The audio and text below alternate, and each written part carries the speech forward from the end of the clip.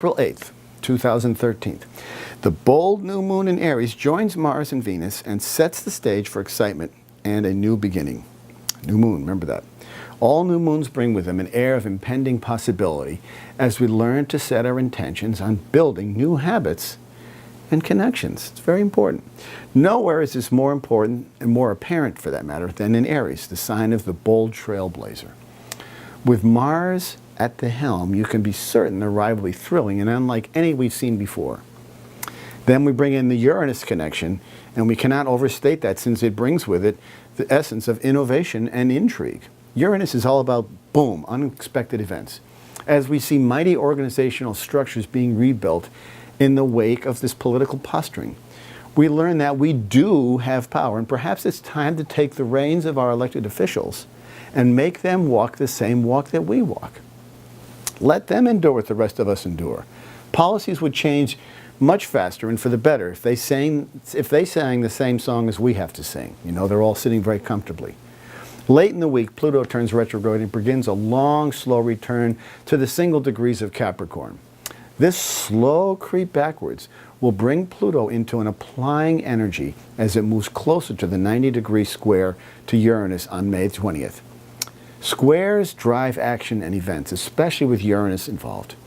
It is during the applying times leading up to that the action occurs. This is sort of as the window's closing.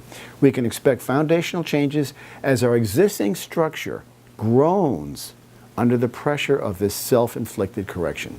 Yet, despite the pressure and the outcome, we do see progress. Like I've said before, nothing worth having comes easily. Like remodeling your kitchen or moving. Your world may come undone only to be rebuilt and put back into place in a whole new manner. This opens up vistas of possibility and potential. And if we can guide it in the right direction, we're on the forward path to progress. Since we know what doesn't work, this should be fairly evident that the only way forward is through owning that which we created and correcting that which we broke. So the planet is saying, fix me, please. Okay, so we've got to fix the planet. True astrology comes from accuracy. We see it all the time.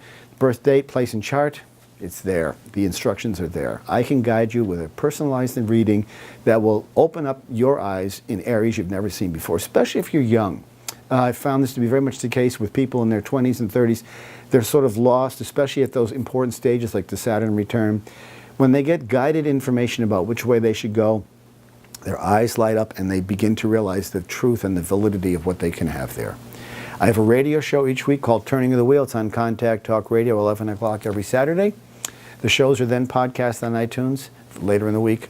Write to me for a reading, chris@chrisflisher.com, or visit my website, www.chrisflisher or turningofthewheel.com. I am a donation-based entity, so therefore the way this wheel keeps turning is through the good graces of those of you who contribute. And I'm very thankful for those of you who do contribute. You've been an enormous help to me, and I ask for your help some more just to keep this thing going. Thank you very much. I'll see you next week.